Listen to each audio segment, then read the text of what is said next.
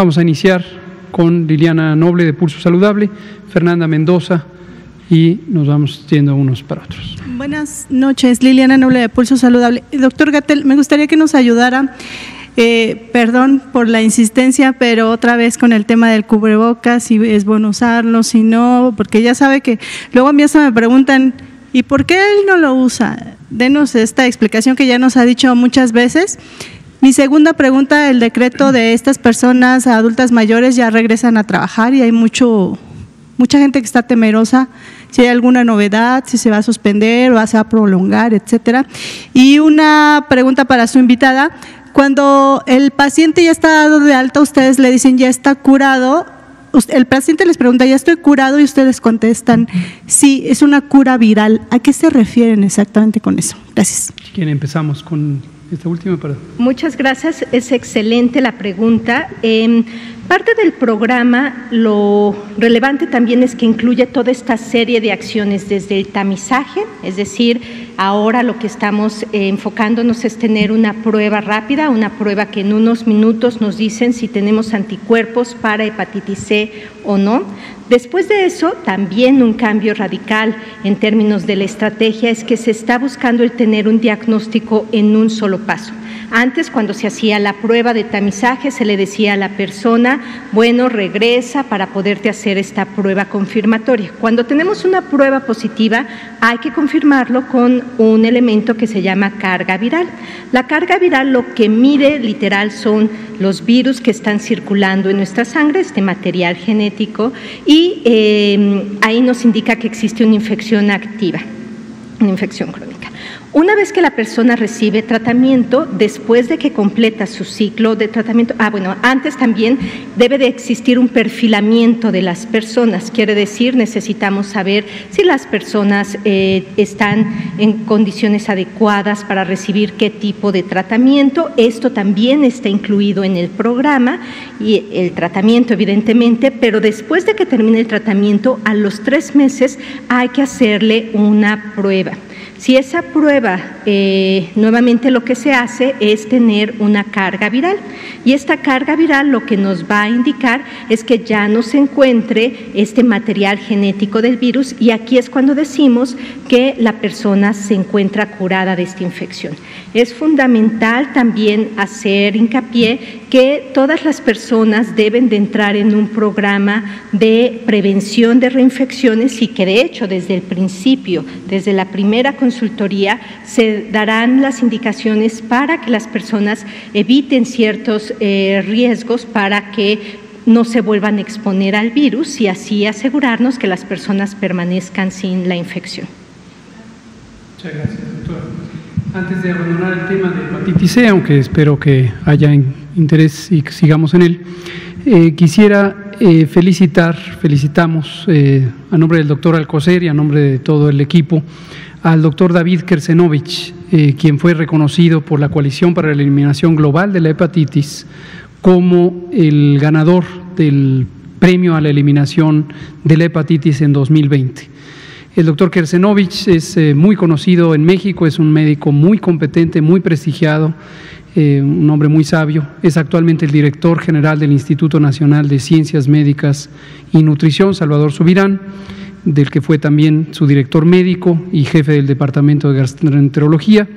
Fue secretario del Consejo de Salubridad General y ha sido por muchos años uno de los principales impulsores de distintas políticas públicas para la atención, la prevención de los trastornos hepáticos. Él fue uno de los promotores de la introducción de la vacunación contra hepatitis B al nacimiento y sobre este tema de la hepatitis C nos acompañó muy cercanamente durante 2019 en varios aspectos clave. Uno fue la preparación de las guías de práctica clínica, en donde jugó un papel clave el doctor Kersenovich, junto con otros hepatólogos muy destacados. Y también el modelo de negociación de los medicamentos que hoy tenemos, que lo hemos comentado en otras ocasiones, es una manera muy pragmática que nos ha llevado a la posibilidad de impulsar este programa de eliminación.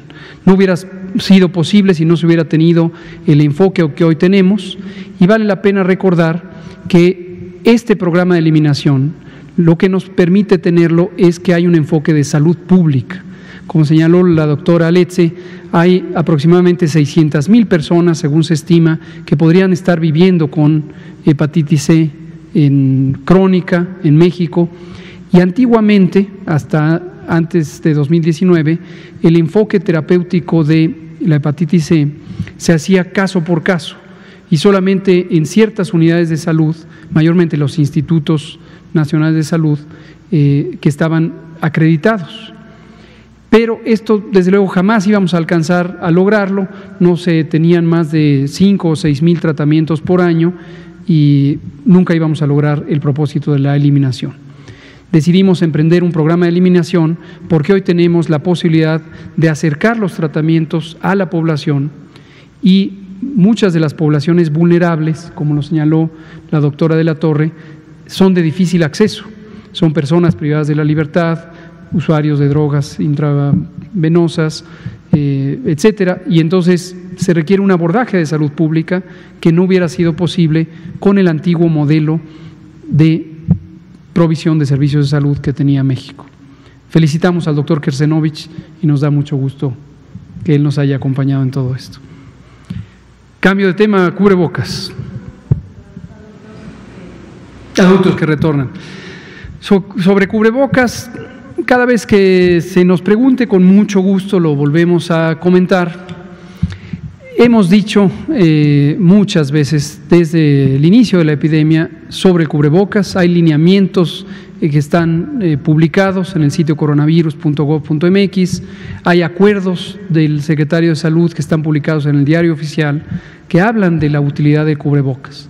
Por alguna razón, algún segmento de la población pareciera persistir en la idea de señalar como si fuéramos enemigos del cubrebocas o estuviéramos opuestos al cubrebocas.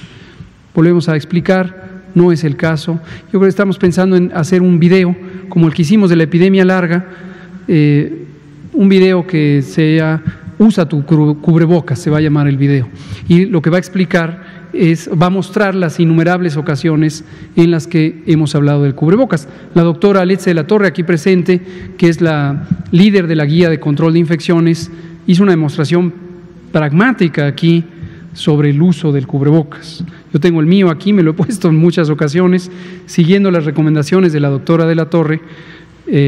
Hay que lavarse las manos con agua y jabón, deseablemente, o utilizar el alcohol gel con la técnica abreviada de la OMS para prepararse a ponerse el cubrebocas y luego usarlo. Ahora, ¿cuál es la utilidad principal del cubrebocas? Lo dije esta misma mañana en la conferencia matutina con el presidente. Disminuir la probabilidad de que los virus, en este caso el SARS-CoV-2, salgan de la vía respiratoria, boca, nariz, de una persona que esté viviendo temporalmente con el virus, que esté infectada, que esté con la enfermedad o no enfermedad.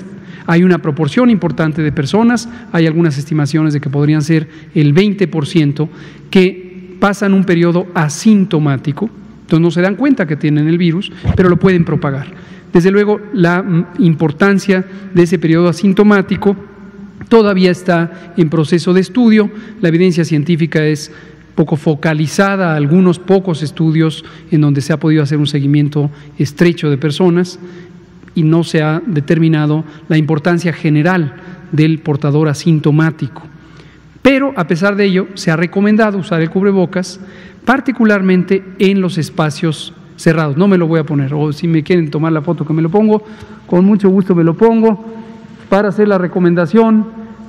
Usen su cubrebocas, es una medida auxiliar,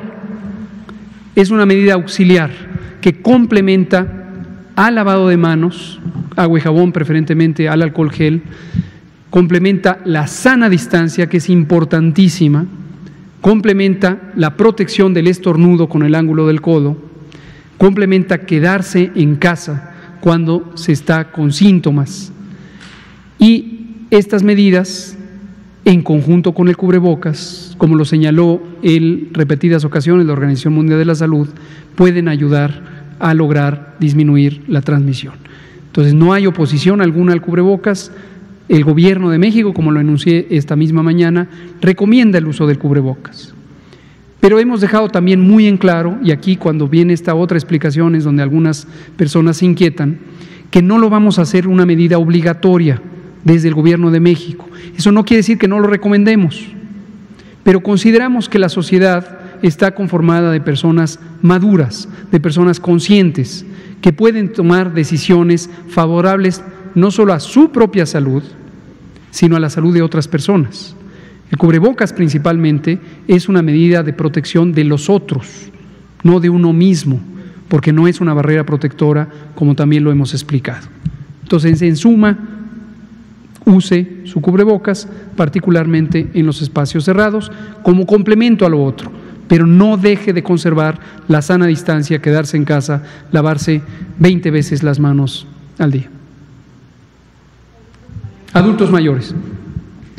Vamos a ir comentando posiblemente a lo largo de esta semana, pero más enfáticamente la próxima, que se acaba de publicar en Diario Oficial ayer un acuerdo del Secretario de Salud que indica dónde se publicará el lineamiento para el retorno seguro de las y los trabajadores al campo de trabajo, específicamente orientado a las personas que por condiciones de enfermedad o más bien de salud o por edad son vulnerables a las complicaciones de COVID.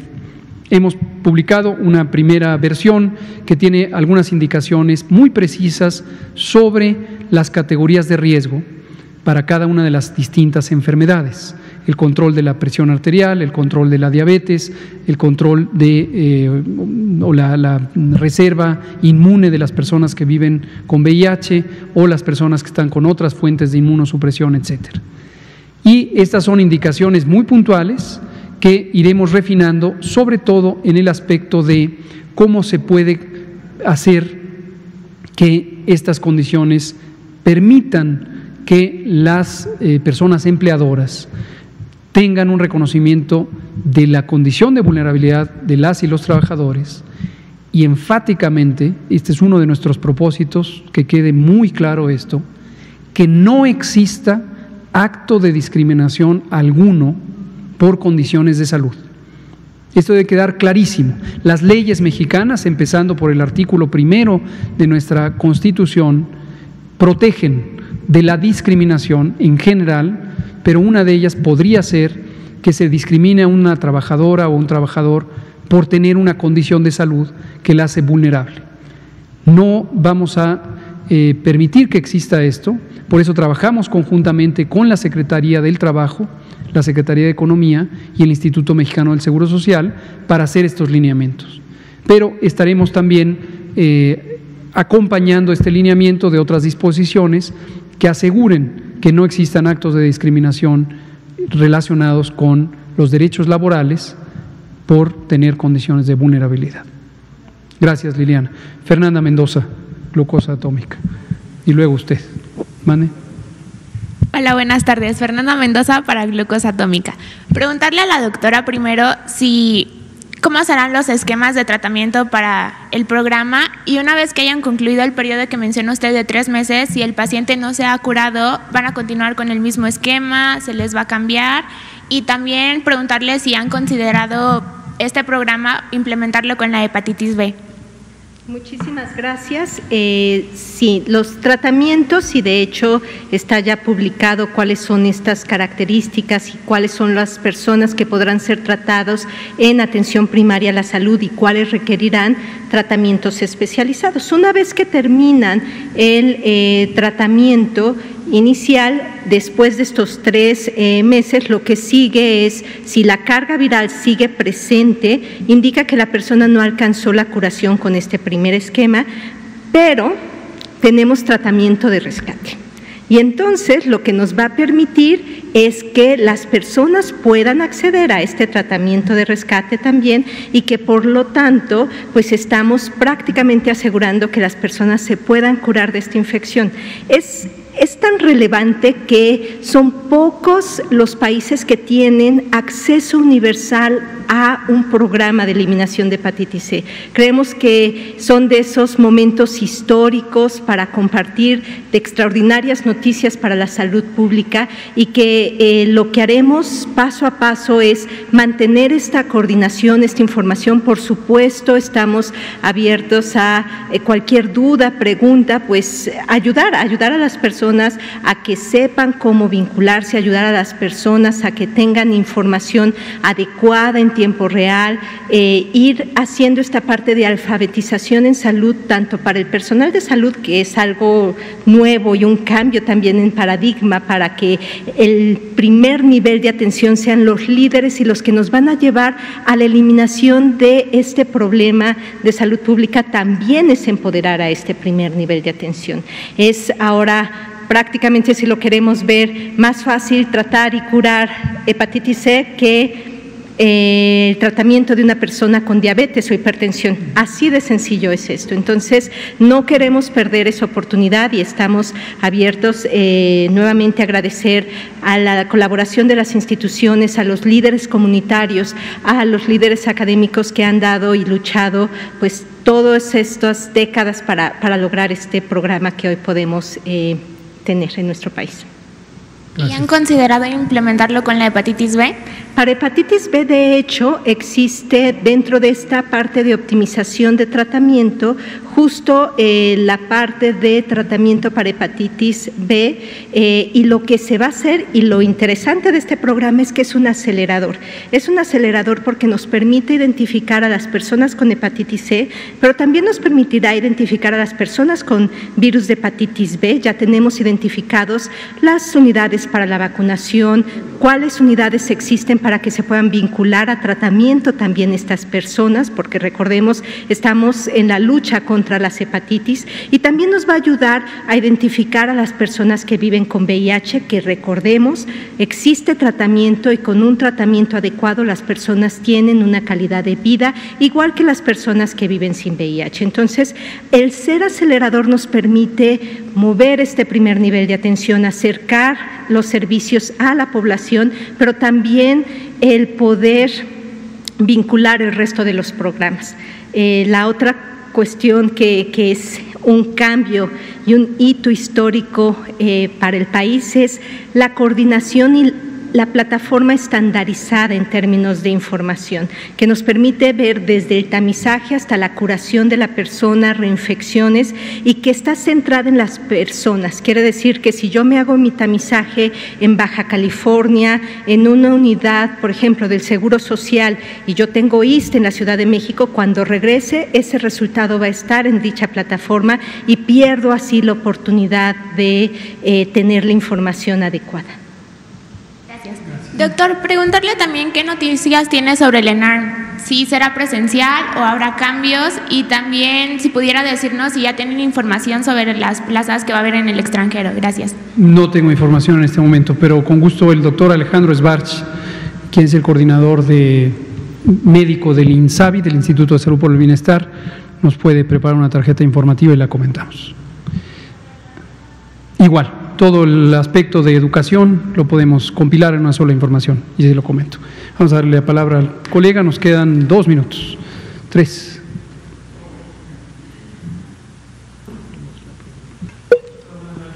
Bueno.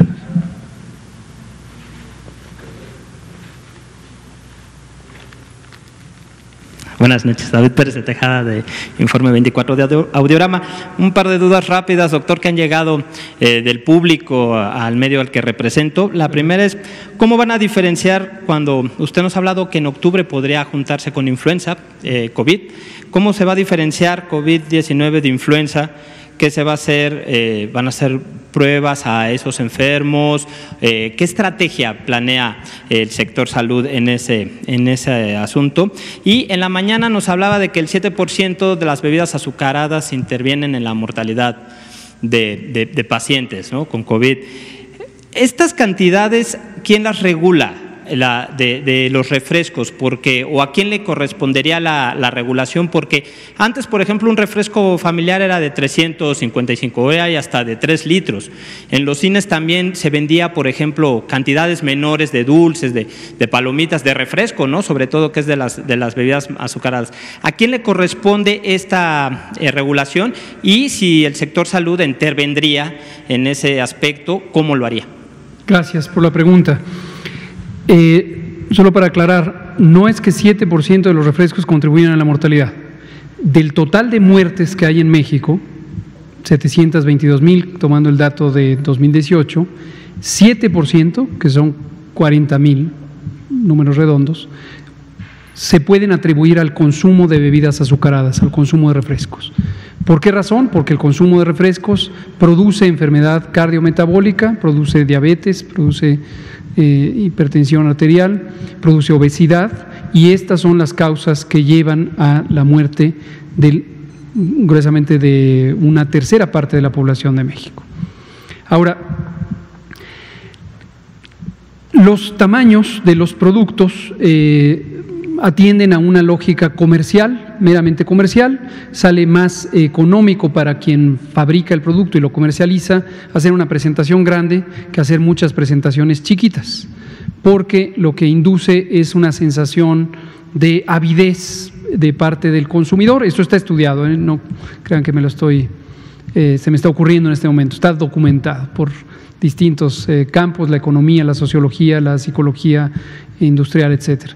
Y los tamaños grandes inducen la avidez de que las personas quieren más porque se les antoja que por tan solo un poquito más del precio, ¿no? Generalmente vienen en paquetes de ofertas, entonces dice por un poquito más del precio llévese usted la presentación grande, incluso se la ofrecen al consumidor, sin que el consumidor sea posiblemente consciente de que lo que se está llevando es una cantidad excesiva de azúcares, particularmente fructosa, de sal y de calorías, y que entonces el sobrepeso que está teniendo, la obesidad que está teniendo la persona, su familia, es producto de esto.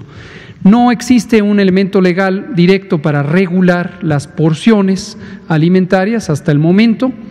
Dada la importancia, no sería de extrañar que esto esté en el debate público y buscar la posibilidad de que también se regulen las porciones.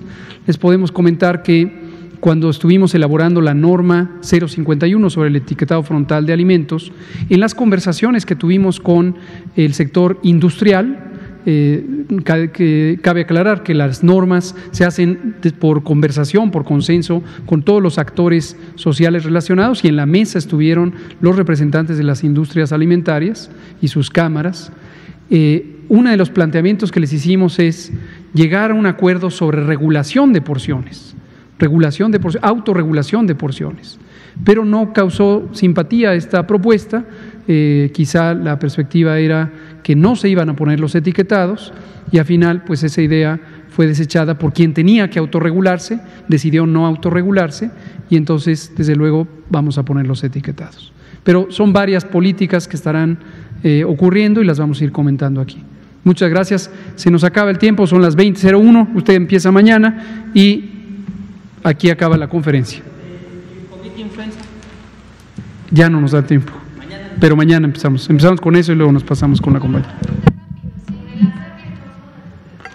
¿Sobre la qué? Dice que eso va a ser una medida obligatoria y usted nos dice que no va a ser obligatorio. Mañana hablamos de eso. Espérame, 5 minutos. Ya no hay transmisión. 3 minutos, 8:05. Todavía, el próximo lunes va a venir el secretario de Educación y vamos a hablar sobre educación. Todavía no se decide entonces.